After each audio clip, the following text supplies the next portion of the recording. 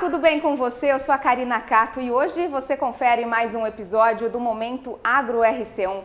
E nós temos a felicidade em receber aqui em nosso programa Roberto Rodrigues, ele que é coordenador do Centro de Agronegócios da FGV. Já foi ministro da Agricultura, Pecuária e Abastecimento. Também já exerceu o cargo de secretário da Agricultura do Estado de São Paulo. É autor de 10 livros e é referência no mundo do agronegócio. E por isso, a nossa alegria em tê-lo aqui no nosso programa. O presidente do Grupo RC1, José Eduardo Mendes Camargo, e o nosso diretor institucional, Ronaldo Bianchi, comandarão esta especial entrevista que você confere agora. Olá, tudo bem?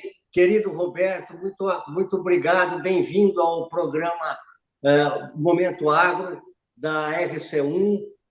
Roberto, dispensa apresentações, mas já foi um ministro da Agricultura, secretário da Agricultura e hoje é coordenador do Centro de Agronegócio da FGV. E, além do mais, uma figura múltipla, romancista, músico, mas, vamos dizer, se eu for dizer o currículo do Roberto, a gente fica aqui a entrevista toda. Então, eu iria diretamente aí a uma pergunta que eu acho que está, assim, a preocupação da maior parte dos agricultores, para a gente saber como será esse próximo governo para o agronegócio brasileiro. Essa seria, então, a nossa primeira pergunta. Roberto, a palavra é toda sua. Eduardo, primeiro, muito obrigado pela sua apresentação simpática e fraterna, como sempre fomos ao longo da vida. Muito obrigado. É um prazer com você e com o Ronaldo aqui no seu programa. Essa pergunta é a pergunta de $1 milhão, Eduardo, como é o próximo governo. Ninguém sabe. Eu tenho as minhas preocupações, sobretudo com o começo do governo. Nós tínhamos um Ministério da Agricultura forte, né, comandado pela Tereza Cristina, pelo Márcio Montes, mais recentemente, que incorporava a área florestal, a área de pesca, toda a questão fundiária, com o INCRA presente também, e a agricultura considerada como uma estrutura única. Agora foi dividido de novo o Ministério da Agricultura em 3 ministérios, com 3 ministros, que vão estar disputando verbas, orçamento, pensão, mídia, etc., com uma característica um pouco perigosa, que é o fato de que do Ministério da Agricultura saiu a Conab. A Conab, como todos sabemos, é uma instituição que teve origem lá na CFP e na Cobal, lá atrás, que no plano Collor foi unificado numa instituição só. Mas a inteligência com Z, do agro, estava na CFP. E todos os economistas da Conab estão no Ministério da Agricultura, trabalhando no Ministério da Agricultura. A política agrícola é gestada por essa inteligência. Se é necessário o Ministério da Agricultura, vai o Ministério do Agrário, então tem estratégia pensante. Então, não é só dividir em 3 ministérios, enfraquecendo, assim, a agricultura, mas é tirar da agricultura e pecuária o chapéu pensador dele, que é a economia que estava na Conab. Então, me preocupa um pouco essa divisão. Até porque, eu costumo dizer, você conhece a minha ideia, isso é agricultura, nem Jesus Cristo é um bom ministro se não houver uma visão de Estado. Porque nós dependemos do Itamaraty para acordos comerciais. Dependemos da economia, Ministério da Fazenda, para ter orçamento e recursos. Nós dependemos do Ministério do Meio Ambiente para que a imagem seja passada de maneira adequada. Da infraestrutura logística, para que nós tenhamos Então, nós temos um Ministério da Agricultura que, para ter sucesso, depende da noção de governo, de Estado. Você, em vez de fazer uma articulação maior com outros organismos de governo, acaba dividindo a agricultura. Então, eu tenho um pouco de preocupação em relação a isso. Não quer dizer que é uma tragédia. Preciso que haja essa articulação cada vez mais intensa para que o setor, como um todo, seja beneficiado. Essa coisa de ter agricultura em grande produtor, pequeno produtor, médio produtor, é uma coisa tola. A agricultura é uma coisa só. Nunca ouvi falar em grande dentista, grande advogado, pequeno advogado, pequeno dentista. Todo mundo é dentista, advogado, é agricultor. Qualquer tamanho que ele tem, é agricultor, em qualquer lugar do Brasil. Então, tem uma ação mais integrada. Eu espero que isso aconteça com a inteligência dos mandatários do país. Bom, Roberto, obrigado por essa resposta. E uma das coisas que se fala muito sobre a necessidade de recursos humanos que move todos esses agentes aí. E, vamos dizer, quais as áreas, como atuar nesse campo. E a gente também tem ouvido falar que vai ter uma reestruturação, a Embrapa. Como que está vendo esse mundo aí dos recursos humanos e institutos de pesquisas, né? Eduardo, esse tema que você colocou, para mim, é um tema central para o futuro de uma nação. Uma nação que não investe em tecnologia, em inovação e em ciência, não. E nós, infelizmente, não temos esse curso científico no Brasil. O que a agricultura, para o setor que ela está hoje, uma posição importante no mundo inteiro, foi tecnologia, foi ciência. Obviamente, iniciativa, empreendedorismo cultural também, e algumas políticas públicas. Mas a ciência é a base. Se você vê, por exemplo, no estado de São Paulo, o Instituto Agronômico de Campinas, que é mais do que centenário, está sofrendo muito, falta de recursos financeiros, tecnológicos, não há investimento em novos contratos, em novos cientistas, estão perdendo espaço. São Paulo está perdendo espaço, outros estados também. A própria Embrapa, que é de longe hoje o grande coordenador do Sistema Nacional de Ciência Agropecuária, de Pesquisa Agropecuária, está perdendo recursos. Né? Eu ouço falar, pelo menos na mídia, frequentemente, que o dinheiro da Embrapa hoje mal dá para pagar mão de obra. Então, falta recurso para pesquisa. De modo que o que me chama a atenção bom, tudo bem, eu tenho que reestruturar, eu não sei se é reestruturar, como é que é. O que precisa fazer é adequar a pesquisa agrícola brasileira, a pesquisa agropecuária brasileira, pesquisa agroindústria, da alimentação do Brasil, a modernidade e a condição competitiva da ter. Então, criar uma estrutura de pesquisa, ou adequar a estrutura de pesquisa, que está criada já, a modernidade e a complexidade com base na palavra central, que é sustentabilidade. Então, o que nós precisamos ter é uma visão, de novo, não é da agricultura ou de cada um de nós, é da sociedade brasileira. Um país quer ser competitivo, quer ser verbo, quer ser eficiente no processo de competitividade, tem que ter ciência. Então, nós precisamos fazer uma revisão completa de pesquisa com colocar recursos para valer. Recursos que vão desde a área financeira, orçamentária, mas recursos na formação de gente também. Falou muito certo, Eduardo. Hoje eu ando pelo Brasil e ouço todo mundo em todas as empresas, cooperativas, agroindústrias, falta gente. Falta gente. Mas tem 10 milhões de empregados, mas falta qualificação, uma qualificada. Então tem que formar gente para a tecnologia, para que o futuro seja garantido. Na verdade é o seguinte, doutor Roberto, o Brasil ele tem um calcanhar daqueles, que é a produção de insumos para adubo, para fertilizante e vacinas. É um negócio duro da gente enfrentar, né? E ficou mais aguçado com a guerra entre a invasão da Rússia na Ucrânia e ficou mais evidente.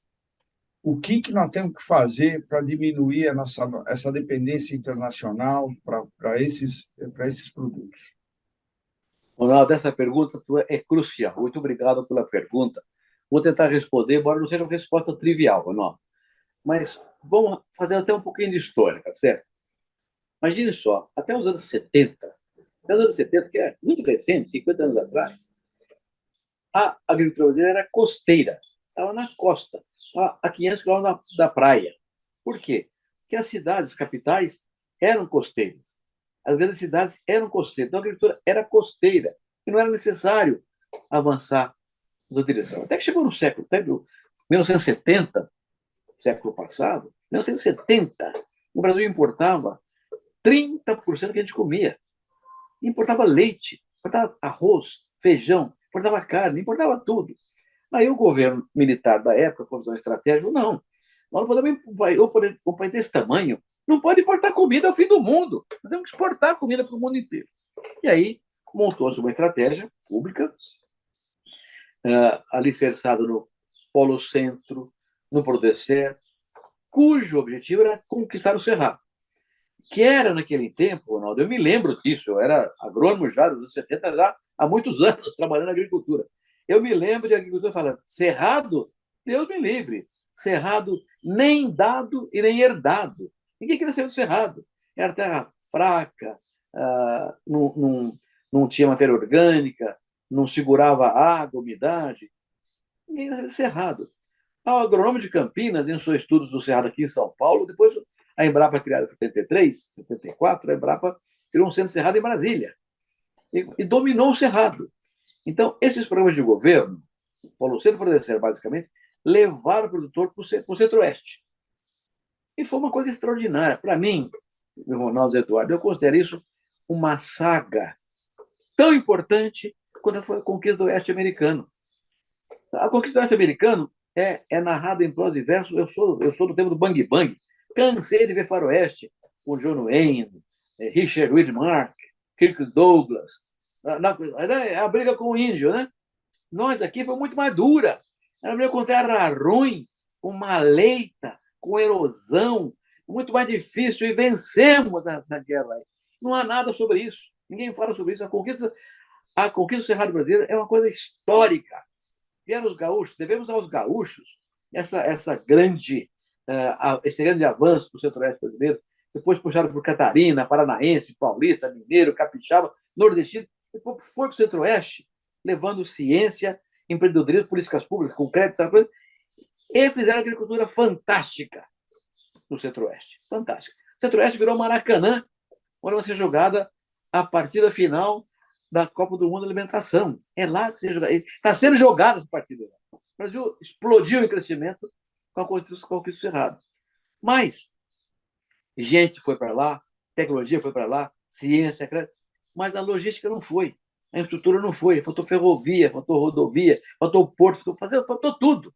E nós perdemos competitividade por causa desse processo todo de falta de logística e infraestrutura. Então, isso aí, hoje, é uma coisa essencial para a gente avançar. Essencial. Nós somos competitivos nas fazendas, perdão, em qualquer produto, em qualquer país do mundo. Mas quando o produto sai da fazenda, perde competitividade, a do imposto, a de logística, de custo de transporte, etc. Não precisamos investir nisso. Investir nisso implica recursos que o governo não tem. Então, para fazer investimento em logística e estrutura, precisa ter parceria público-privada, PPP. Parceria público-privada implica investimento privado. O investidor privado só vai investir em alguma coisa se tiver retorno. Para ter retorno, tem que ter políticas públicas que permitam o retorno. O que nós precisamos? Reformas. Reforma tributária, reforma previdenciária. Agora fala-se em mudar a reforma trabalhista, foi uma grande conquista nossa. Então, o investidor só vai acreditar em fazer investimento em logística e infraestrutura se houver retorno. Na mesma linha da estrutura da logística, se coloca a sua pergunta, Ronaldo. Insumos. O que aconteceu? Quando nós fomos Centro-Oeste, o que havia no mundo? Havia oferta abundante de fertilizantes, de defensivos, de mais. Então, era muito mais fácil comprar lá fora e pagar para a produção, que é o que nós fizemos, do que montar aqui um sistema de autossuficiência de insumos, defensivos, etc. Além disso, na área de defensivos, houve um problema sério, sobretudo nos últimos anos, de ideologização do processo. Aqui no Brasil, até recentemente, até o Bradomar, até o governo Temer, né, o defensivo demorava até 9, 10 anos para ser registrado aqui no Brasil. Não foi desenvolvido há 2 anos. Quando você registrava uma molécula nova aqui, já era velha no país de origem dela. Então, nós ficamos atrasados no defensivo.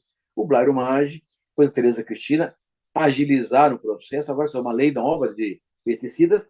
Isso vai agilizar o processo, vai modernizar a rapidez de aprovação de novas moléculas sem perda de qualidade, mantendo a qualidade nas aprovações. Mas nós perdemos tempo nesse processo. Fertilizantes, pior ainda, porque nós não temos potássio.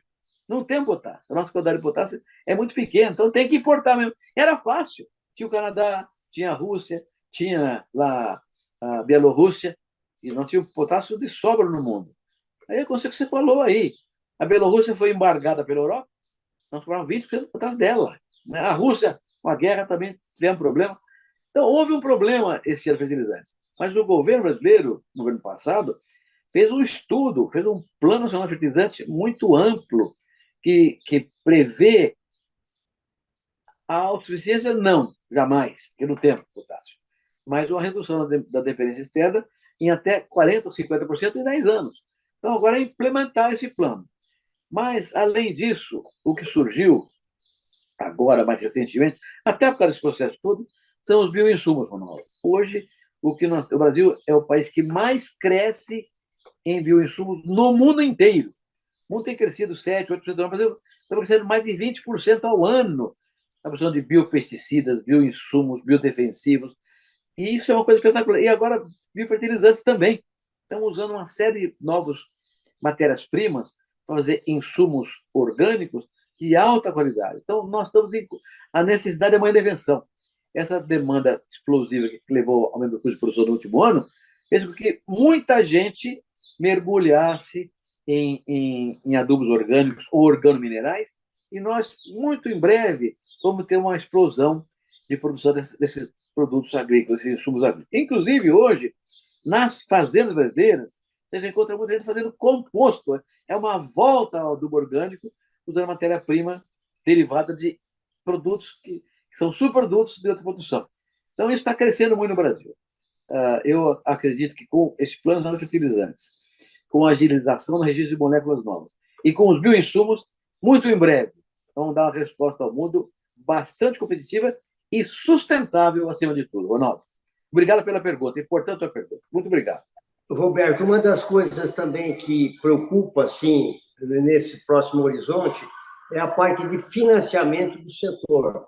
Uma vez que o setor veio ganhando, vamos dizer, suporte nessa área, na hora que a gente vê a divisão dos ministérios ou amplidão do número de ministérios, as verbas poderão encolher e talvez prejudicar o financiamento do setor. Como que o setor poderá, vamos dizer, se compensar ou se financiar daqui para frente nesse novo cenário?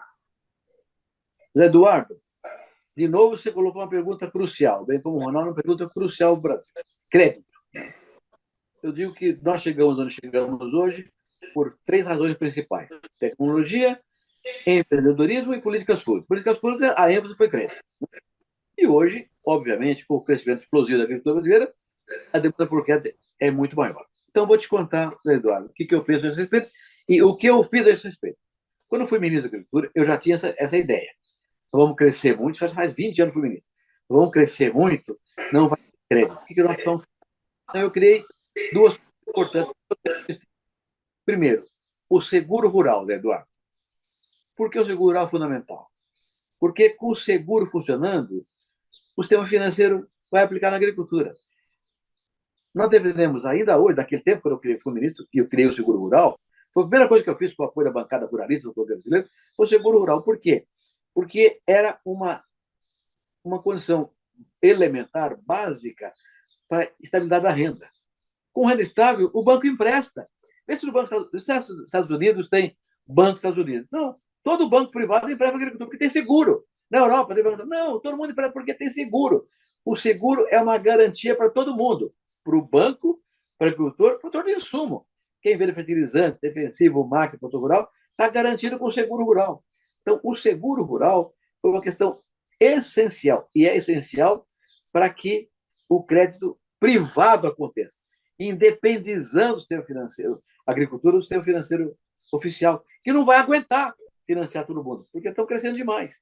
Então, o seguro rural, Zé Eduardo, é a base, é o alicerce para o crédito privado crescer facilmente. Qualquer banco vai querer dar crédito rural ou houver seguro funcionando no Brasil. Né? Muito bem. O que aconteceu? Eu fiz o seguro rural, Eduardo, em 2003. Faz 20 anos que eu fiz o seguro rural. E hoje não tem ainda 10% da área agrícola segurada. Por que não tem? Porque é caro o seguro.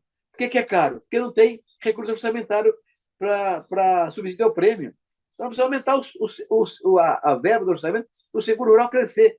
Quando crescer muito o seguro rural, vai baratear o custo, mais gente vai participar. Então, a base do crédito privado é o seguro rural. Muito bem. Era o suficiente? Não era o suficiente. Nós precisávamos criar mecanismos adicionais para que o seguro tivesse uma garantia de funcionamento. Então, criei o Fundo de Catástrofe, que até hoje não botou funcionamento ele, e criei, Eduardo, aqueles títulos do agronegócio, LCA, CDCA, o CRA, CWA, que já representam hoje mais de 60% do financiamento agrícola. Então, o seguro funcionando na plenitude e esse documento funcionando, o seguro vai funcionar, o crédito vai funcionar. E o último ponto, terceiro ponto, cooperativa de crédito. Eduardo, você conhece a minha vida de cooperativa. Eu criei cooperativa de crédito aqui na minha cidade de Guaíba em 73. Hoje, as cooperativas de crédito representam 20% do crédito rural brasileiro. Então, a minha produção com crédito está resolvida. O que precisa ter?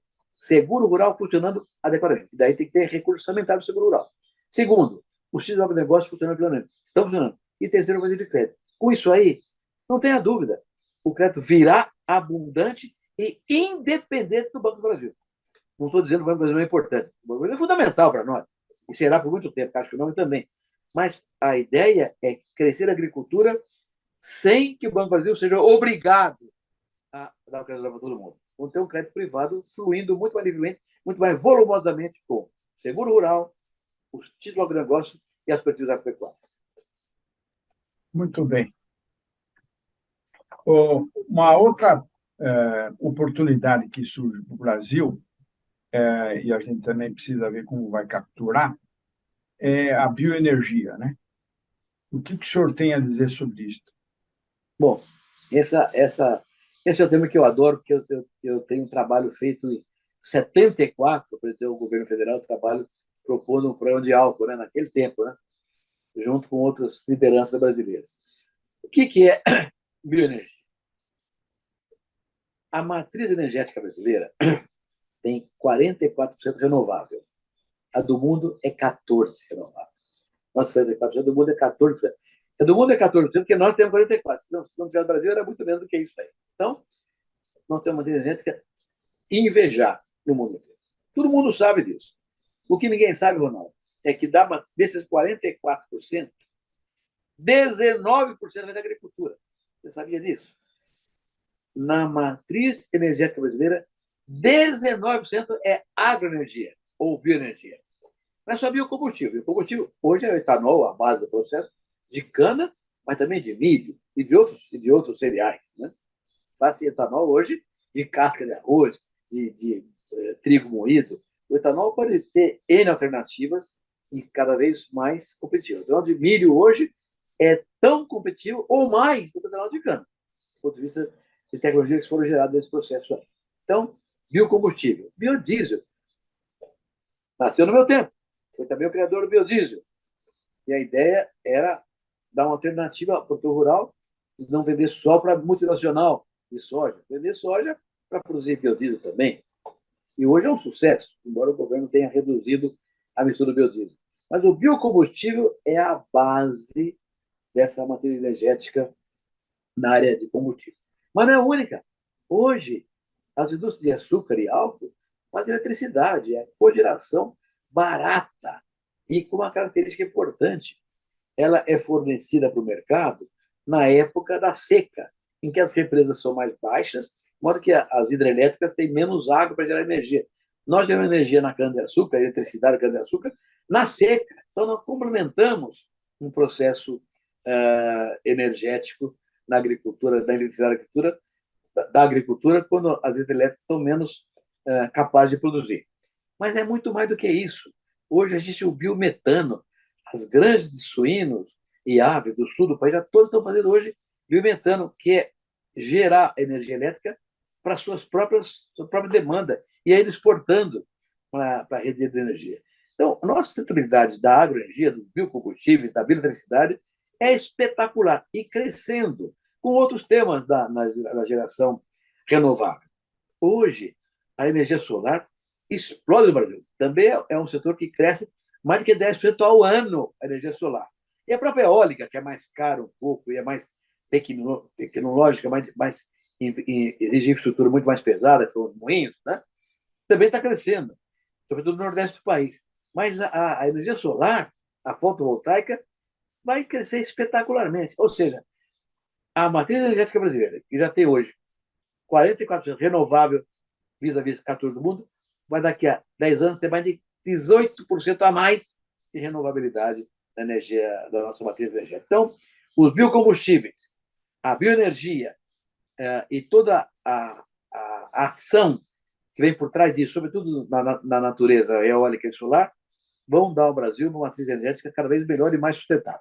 Olha, a gente tinha programado aqui uma pergunta sobre o cooperativismo que você, en passant, abordou pelo lado do crédito, mas me dá a impressão que o cooperativismo tem um potencial de apoio mais amplo, né? Desde a parte técnica, mercadológica, financeira. Ainda crê que o cooperativismo pode ser uma alavanca para o desenvolvimento do agronegócio, principalmente para o pequeno e médio? José Eduardo, não é que eu creio, não. Tenho certeza absoluta e vou dar números para isso aí. No Brasil de hoje, 54% da produção agropecuária já passa por cooperativa. Mais da metade passa por cooperativa. Com a característica, 80% dos cooperados do Brasil hoje são pequenos e médios produtores. Então, a tua pergunta é responder com esses números. Mas eu vou além, vou ao conceito. Com a economia globalizada, o que aconteceu com a agricultura? Qualquer produtividade do mundo inteiro. O que aconteceu? A unidade de produto tem cada vez uma margem menor. A margem está diminuindo. Maior que a atividade produtiva hoje, você faz o lucro, faz a renda na escala. Ora, o pequeno produtor, por definição, não tem escala. Ele é pequeno, mas não tem escala nunca. Então, ele estaria condenado à morte porque não tem escala. Estaria mesmo. Como é que os países ricos fazem? Subsídio. Você vai na Suíça hoje, ou na Europa Ocidental, produtor de leite, não é produtor de leite, é o tomador de subsídio. Ele sobrevive com subsídio. O Brasil não tem isso, não temos renda para dar subsídio para ninguém. Então, como é que funciona aqui? A escala se faz na cooperativa. O pequeno produtor sozinho não vai ter escala jamais, mas pode ter escala no conjunto com seus iguais. E aí, acessa o que você citou agora aí.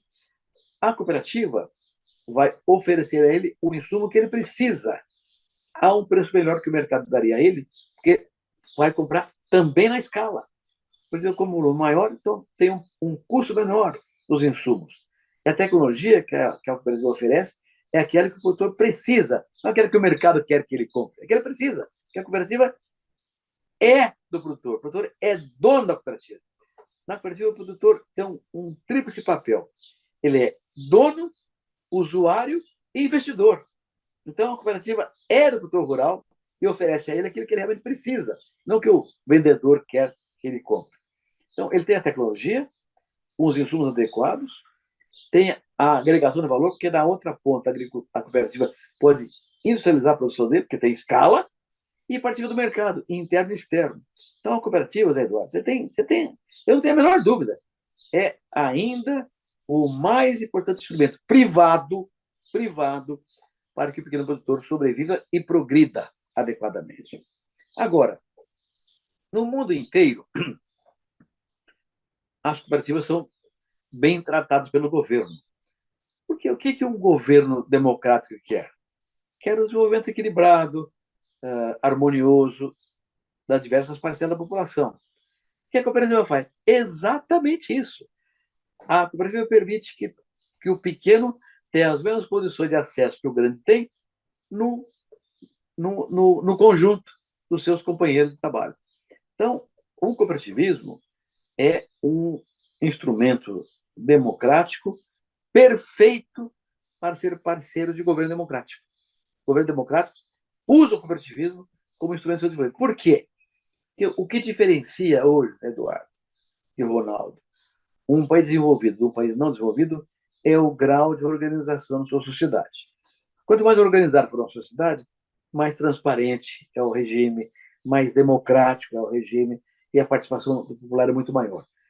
E a cooperativa é o braço econômico da organização da sociedade. Portanto, organizar a sociedade em cooperativas é um mecanismo de democratização da economia e não política na sociedade. Então, Eduardo, continua acreditando. Eu fui presidente de cooperativa singular, central, fui presidente da UCB no Brasil, coloquei na Constituição Brasileira artigos que dão ao cooperativismo uma isonomia em relação ao sistema financeiro, presidente de crédito particularmente, né?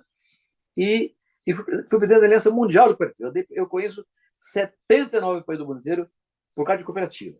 E é um instrumento que serve para qualquer regime, permitindo ao pequeno um crescimento igualitário ao grande produtor rural. Agora, nós estamos sempre voltando no assunto do protecionismo, né? Protecionismo contra a nossa produção, contra a nossa exportação. Quais são os elementos que a gente tem para vencer esse protecionismo, doutor Roberto? Ronaldo, esse é um tema um pouco mais complexo, né? Vou tentar resumir a resposta, que seria uma resposta muito ampla. Vou tentar resumir aqui. Existe no mundo uma organização chamada OMC, Organização Mundial do Comércio, ligada às Nações Unidas, cuja função é criar regras para que o comércio mundial flua democraticamente e igualitariamente.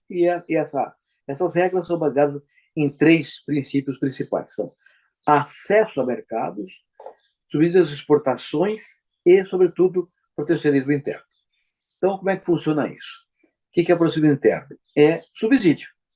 Então, os países desenvolvidos dão subsídio aos seus produtores para que eles possam continuar a atividade produtiva, oferecendo ao consumidor a garantia de alimentos necessários para aquela população daquele país. Agora, a grande questão é, na verdade, o acesso ao mercado. Então, eu vou dar aqui um exemplo concreto. Café. O Brasil é o maior exportador mundial de café em grão. Nós temos mais de 34% do mercado mundial de café em grão. E somos menos de 3% do mercado mundial de café torrado e moído. Ah, bom, então é fácil. Vamos torrar e moer café ou exportar? Não. Por que não? Porque no mercado global, a OMC permitiu o que se chama escalada tarifária. A Europa importa café e grão do Brasil sem tarifa nenhuma. Mas você torrar e moer café, vai ter uma tarifa que você não pode exportar, porque aquele tarifa foi imposto pelo país desenvolvido para proteger o seu industrial da indústria brasileira. Então, nós temos que acabar com a escalada tarifária. Café é um exemplo típico. Não adianta nada eu exportar o café torrado e moído se não tiver acesso a esse mercado de uma tarifa menor para o café torrado e moído.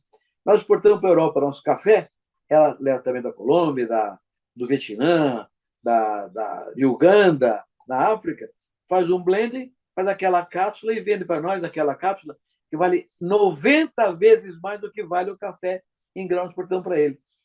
Por quê? Porque tem a proteção da OMC, da escala tarifária. Então, eu tenho que negociar isso na OMC, na questão diplomática. E não é trivial, porque a economia dos países desenvolvidos protege seus produtores com subsídios. Outro exemplo, soja. Nós somos, de longe, o maior produtor de soja para a China, todo mundo sabe disso. Né? Ano passado, exportamos 30 bilhões de dólares de soja para a China, negócio espetacular. Né? Eu não quero exportar soja para a China, nem milho. Quero exportar o frango, o porco, o queijo e a soja, o milho embutido lá. Mas isso é uma agregação de valor agregado. Tem tarifa maior do que para a soja. Então, essas coisas têm que ser negociadas pelo governo brasileiro. E nesse caso, a negociação é em Itamaraty, no Ministério das Relações Exteriores. Então, é uma discussão duríssima. A rodada de Doha, tem uma ideia, Ronaldo, foi criada nos anos 70 do século passado, até hoje. E a rodada de Doha teve o objetivo de reduzir subsídio para desenvolver para a agricultura ter um comércio mais livre, protegendo os países pequenos, tropicais, na América Latina, na África, na Ásia, porque os ricos, Estados Unidos, União Europeia, Japão, defendem o seu produtor com barreiras tarifárias. E agora, na atual linha do protecionismo, estão surgindo barreiras não tarifárias. No caso brasileiro, por exemplo, estamos vendo agora um momento complicadíssimo. A Europa, o Parlamento Europeu anunciou em novembro do ano passado e finalmente em dezembro, também o próprio Conselho Europeu, uma regra que deve entrar em funcionamento já no ano que vem, pela qual não serão importados produtos que foram produzidos em áreas desmatadas depois de dezembro de 2020. Bom, tudo bem, de acordo, mas como é que você vai provar que o seu produto não foi produzido antes de desmatar em 2020? Vai ter um custo para provar isso, uma auditoria, vai ficar proibitivo exportar qualquer produto. Eu queria agradecer aqui ao ministro Roberto Rodrigues, nosso querido amigo, que fez uma apresentação, uma análise importantíssima sobre o agronegócio, as tendências, os desafios que nós vamos ter pela frente, que eu acho que isso será uma coisa muito importante para o agronegócio hoje, que está querendo saber os rumos que nós vamos ter e as oportunidades para o futuro. Então, eu agradeço aí a sua presença, toda a equipe aqui de apoio, Ronaldo, Karina, Vinícius, todos aí, pelo belo trabalho, pela linda entrevista que nós acabamos de finalizar. Muito obrigado a todos e um feliz ano novo a todos os nossos seguidores. Você acompanhou a entrevista com o Roberto Rodrigues, ele que é referência no mundo do agronegócio. Eu aproveito para agradecer mais uma vez pela participação dele aqui no nosso programa. Também agradeço ao presidente do Grupo RC1, José Eduardo Mendes Camargo, e o Ronaldo Bianchi, que comandaram brilhantemente este bate-papo. Muito obrigada, eu espero que você tenha gostado. Eu te convido a continuar acompanhando a programação do Portal RC1 em nossas redes sociais e também em nosso site. E eu te espero no próximo Momento Agro RC1. Um grande beijo para você e até lá. Tchau!